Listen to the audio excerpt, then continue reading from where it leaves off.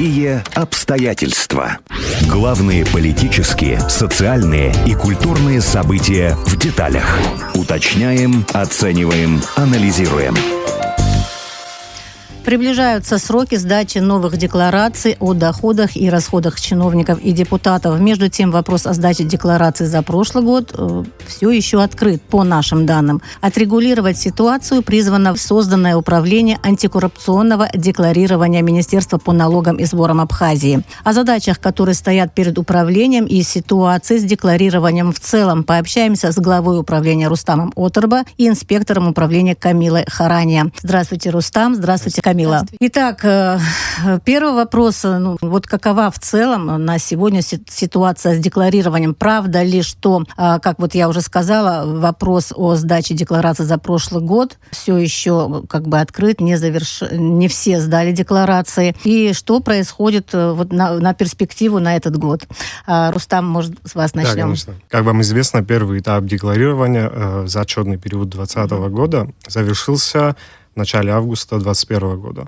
Существует статистика о том, что не предоставили свои декларации 351 организация. На сегодняшний день в нашей работе это, скорее всего, обусловлено новизной закона. И не все еще понимали, не каждая организация понимала, какой сотрудник именно должен сдать, и не все закон новый, не все слышали о том, что действительно нужно подать свои декларации. Может быть, не все знают, что они входят в число тех, кто должен декларировать. Да, это тоже присутствует, конечно. То есть, если говорить о статистике, то за декларируемый период 2020 года были поданы декларации 192 организациями. То есть, это суммарно составляет 1438 деклараций, из которых 382 были поданы на бумажном носителе. То есть на сегодняшний день у нас ведется прием деклараций. Мы, соответственно, уведомляем организации о своевременной подаче декларации. То есть до конца периода сдачи декларации осталось совсем немного времени. Расскажите, ограничьте рамки, в которые они должны уложиться. До 1 августа они должны сдать уже это новые декларации, то есть второй поток, так называемый. Да, это отчетный период 2021 года. Угу. Давайте мы немножко поговорим о предыдущем. Тогда, правда, не было управления, но работа велась, и наверняка эти данные у вас есть.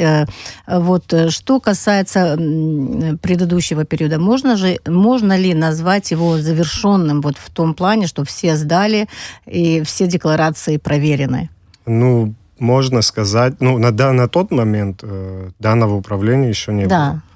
То есть картина такая, кто предоставил декларации, они уже считаются принятыми, и у нас остались 351 организация, которая не предоставила декларации. И на сегодняшний день мы работаем над тем, дабы минимизировать количество организаций, которые не предоставили декларации. То есть, опять же, повторюсь, в прошлом году это было обусловлено новизной закона.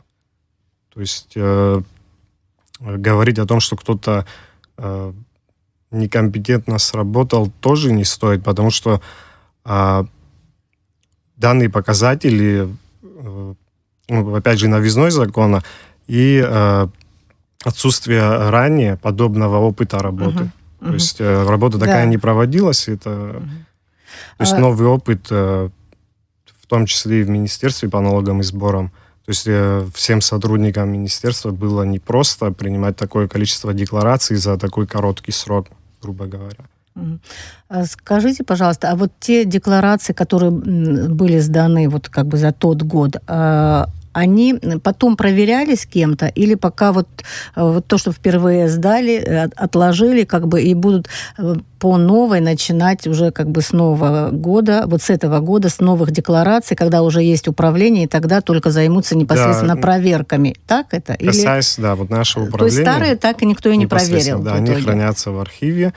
То есть у нас сейчас ведется работа по приему декларации отчетного периода 2021 года. То есть оно продлится тоже до 1 августа, и, по сути, будет проводиться работа по изучению на данный момент 2021 года.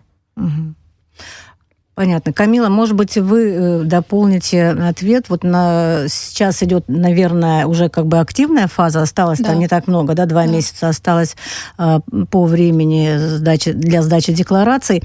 Активно ли идет? Активно ли откликаются организации, не знаю, чиновники, депутаты? Спешат ли они поделиться своими данными о том, какие у них доходы и какие расходы? Да, безусловно, так как еще на этапе, когда наше управление, мы были на стадии этапе стажировки, мы успели коснуться приема деклараций со стороны кандидатов в депутаты Народного собрания, и уже на том этапе мы успели увидеть достаточно активную фазу и такой алгоритм резкий, высокий по восприятию вообще, в принципе, работы нашего управления, состоящегося на тот момент. И уже с начала апреля, когда было создано наше управление, мы уже имели видимость выявленных сложностей, с которыми мы сталкивались при приеме деклараций со стороны кандидатов в депутаты. И это все нам помогло в восприятии закона и ошибок, которые мы, используя разные рычаги, уже сейчас минимизировали. То есть это в том числе и это выработка разработка инструкции к закону о декларировании. В этой инструкции также поясняются определенные нюансы, сложности, с которыми декларант может столкнуться при заполнении декларации. И так и появилась идея создания данной инструкции. Таким образом, в этой инструкции там содержатся общие положения, помимо общих положений, также поясняется заполнение различных каждого раздела. Следовательно, необходимо отметить, что отдельная декларация, она предоставлена для заполнения определенным декларантом. То есть, если говорить о декларации о доходах, расходах, имуществе, обязательствах имущественного характера кандидата на должность государственную определенную, то есть она заполняется непосредственно кандидатом в президенты, вице-президенты, кандидатом в депутаты. И, следовательно, иные декларации, они также предназначены для заполнения определенными субъектами декларирования. То есть для каждого субъекта, для каждого своя инструкция получается? Нет, инструкция одна, которая поясняет заполнение каждой декларации в отношении определенного субъекта декларирования. А как, кстати, формировалась эта инструкция? Много ли усилий, что вы пытались включить в эту инструкцию для того, чтобы она отвечала чтобы она отвечала на те вопросы, которые есть у декларанта? Что еще она включает? Опираясь на опыт, с которым мы столкнулись на этапе стажировки, мы все вопросы, сложности записывали, и впоследствии уже опираясь на это непосредственно ваш отдел работал? Да. Ваши специалисты? Да. То есть перед тем, как предложить, вы говорили, Рустам, что оповещаете организации, оповещаете чиновников, институты различные, что необходимо сдавать декларации, то есть эту инструкцию вы сразу им при этом предоставляете? Или как это происходит? Да, мы предоставляем инструкцию при заполнении декларации на бумажном носителе. То есть с ней ознакомиться можно и на официальном сайте Министерства по налогам и сборам. Скажите, как вы оцениваете уровень выполнения требований декларации, декларирования доходов? Сейчас в этом году изменилось ли что-то в этой связи, если, допустим, сравнивать с предыдущим этапом? У нас благоприятные прогнозы по этому поводу, так как появилось управление профильное как раз по части приема деклараций и дальнейшим изучением деталей, изложенных в декларации. Потом еще техническое сопровождение. Оно сейчас на более практичном уровне в плане внесения деклараций.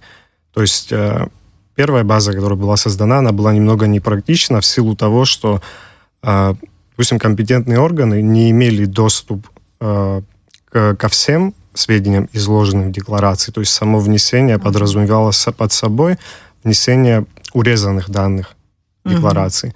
На сегодняшний день разработана база, в которой можно вносить все данные без исключения, которые указаны в декларации на бумажном носителе.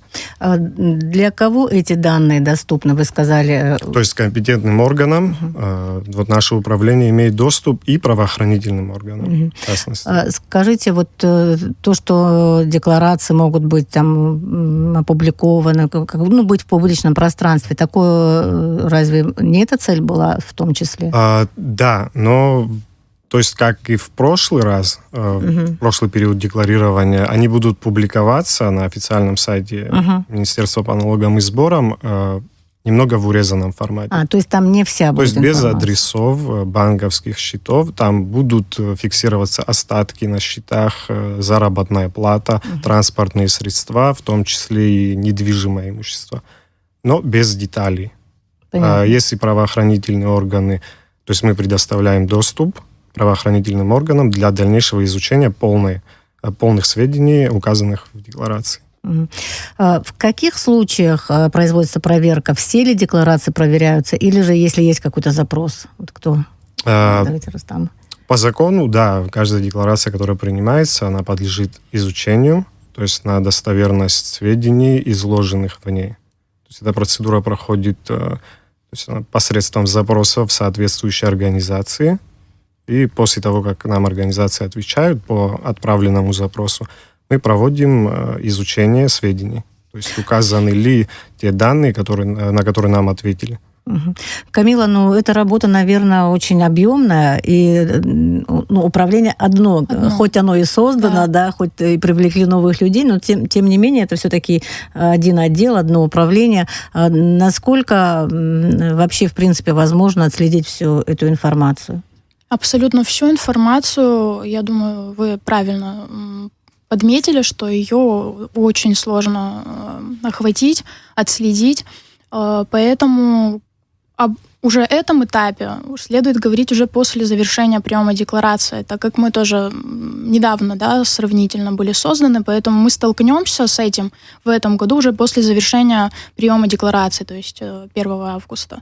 То есть когда уже конечно, да, и мы уже будем на практике с этим сталкиваться. Естественно, у нас уже есть определенный ход действий, который мы для себя уже понимаем. И будем уже на практике использовать все вот эти вот рычаги. Вот Рустам очень подробно рассказал, вернее, я хотела бы, чтобы еще более подробно рассказал о создании базы. Вы сказали, что был первый вариант, он не совсем подошел, и разработали более подробно второй вариант вот этой вот базы, куда данные декларирования доходов и расходов помещены, находятся. Вот расскажите, в чем там были нюансы? И кто вообще работал над этим? Ваши специалисты привлекали откуда-то? Ваши сотрудники, может, управления? Управление Министерства по налогам и сборам информационных технологий. То есть обусловлено было создание базы, то есть это упрощало нам изучение самих деклараций. И, самое главное, предоставляло доступ правоохранительным органам. То есть та база, которая была изначально, она не позволяла получить полный доступ к сведениям, указанных в декларации, потому что само внесение происходило в урезанном формате. То есть... то есть вы это говорили, но я просто подумала, что, может быть, ваши специалисты были, или просто Министерство по налогам давало? Нет, создавалась база именно управлением. Программисты работали, это обычно работа. Совершенствовали, наверное, под вашим чутким руководством, я имею в виду вашего управления. Непосредственно мы занимались внесением декларации самого министерства. То есть на этот период было тестирование самой базы. То есть оно прошло без проблем. На сегодняшний день мы предоставляем доступ организациям, чтобы они в дальнейшем внесли все данные, указанные в декларациях. Работа эта достаточно новая для Абхазии, в принципе, да. Тем более вы тоже буквально в этом году ваше управление создано. вот то, что вы делали, да, создавали базу, пытаетесь там данные как-то частично где-то предоставлять, где-то не предоставлять. То есть вот все вот эти тонкости, насколько вы вот вошли в колею, насколько уже управляете внутри свободно вот этим рабочим процессом, справляетесь со своими задачами? Просто могли бы рассказать?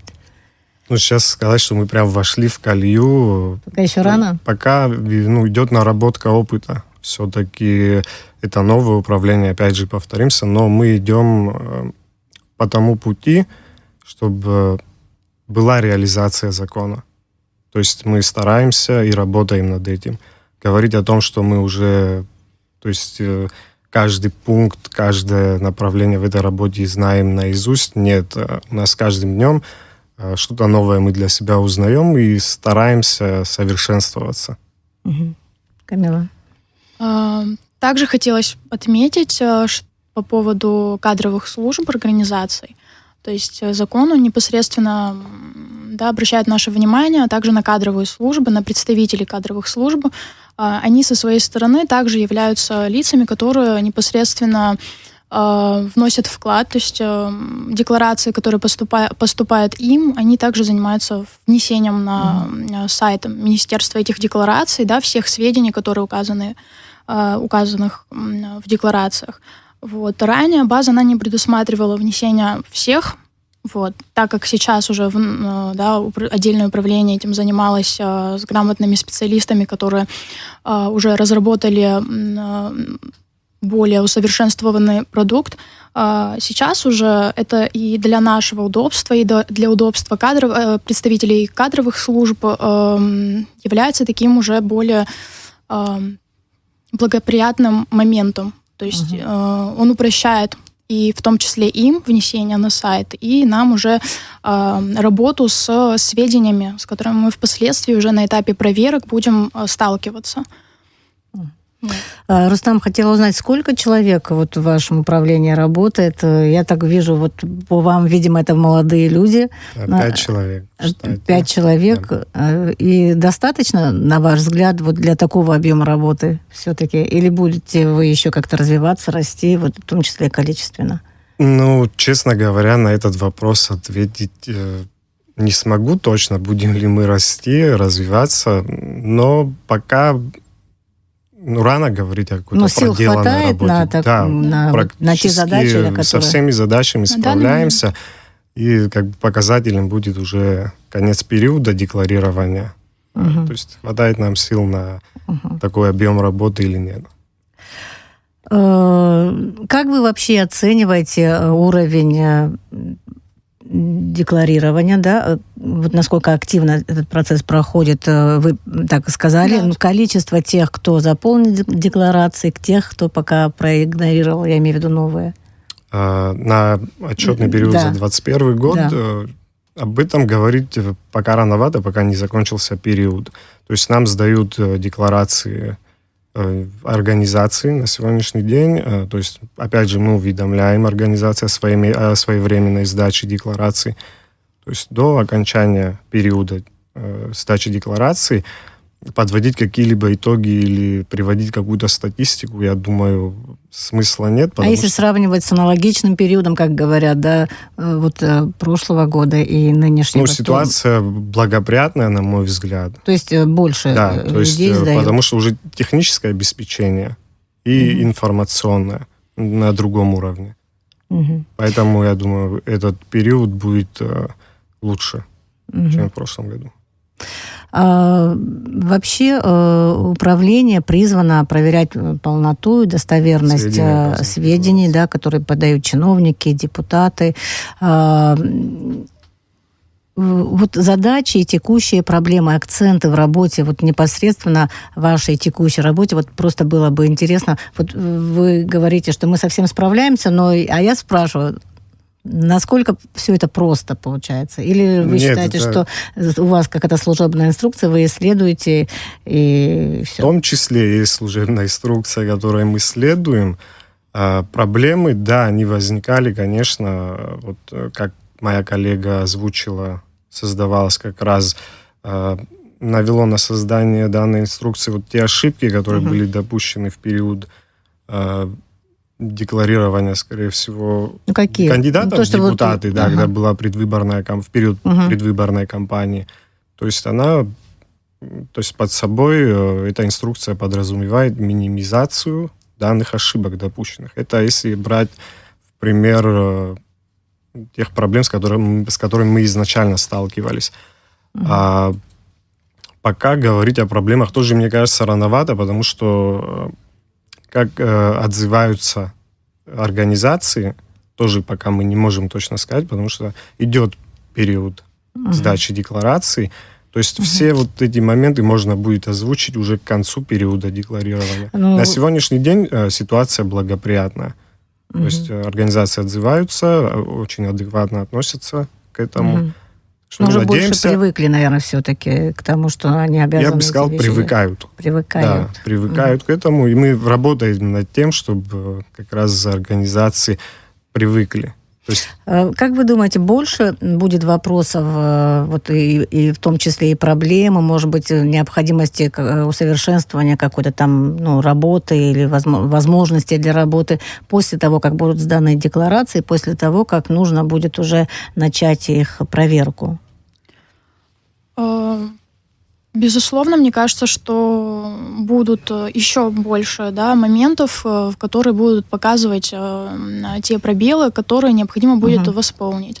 И мы, каждый сотрудник нашего управления, в том числе осуществляет работу и в этом направлении. Да, это также касается своевременного рассмотрения предложений и заявлений со стороны граждан, декларантов, которые мы будем фиксировать и осуществлять работу и с этими предложениями в том числе.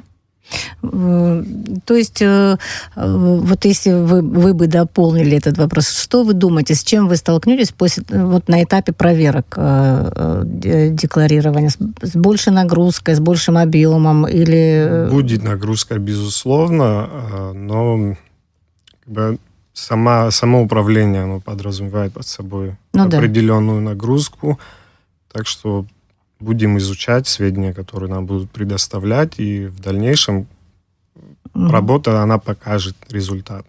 Вот если говорить о технической, скажем так, оснащенности управления, вы говорили о базе, но тем не менее, наверное, есть еще какие-то вещи, которые необходимы для работы. Что это за вещи, насколько они соответствуют тем требованиям, которые предъявляет ваша работа? В плане технического характера вы имеете в виду? Это в том числе также инструкция, которая идет, сопровождает... База, об этом мы уже говорили. Нет, отдельная инструкция по внесению деклараций на сайт уже непосредственно. То есть это две разных инструкции. Первая поясняет моменты по заполнению бумажного либо электронного носителя, кому удобно, то есть это допустимо. А вторая поясняет уже непосредственно работу того же кадрового работника, который будет выносить, например, кадрового работника, который будет выносить уже данные, сведения непосредственно на сайт официального министерства. Тоже один из рычагов. Такой вопрос, вот вы говорили, о рычагах воздействия на тех людей, которые не особо спешат с декларациями, вообще бы хотели, может быть, что-то скрыть и так далее. Вот у вашего управления нет никаких рычагов, есть только какие-то вещи, которые могут фиксировать. Да, то есть мы изучаем декларации на достоверность информации, изложенной в ней. Далее, если факт присутствует, мы передаем соответствующий материал правоохранительным органам.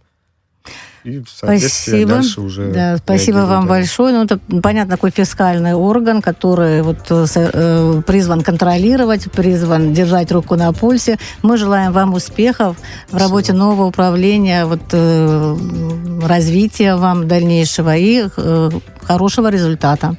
Спасибо вам большое за участие в нашем эфире. О том, какова ситуация с декларированием доходов и расходов чиновников и депутатов, рассказали исполняющие обязанности начальника управления антикоррупционного декларирования Рустам Отурба и инспектор управления Камила Харания. Всего доброго. Такие были обстоятельства. Мы рассказали о них подробно.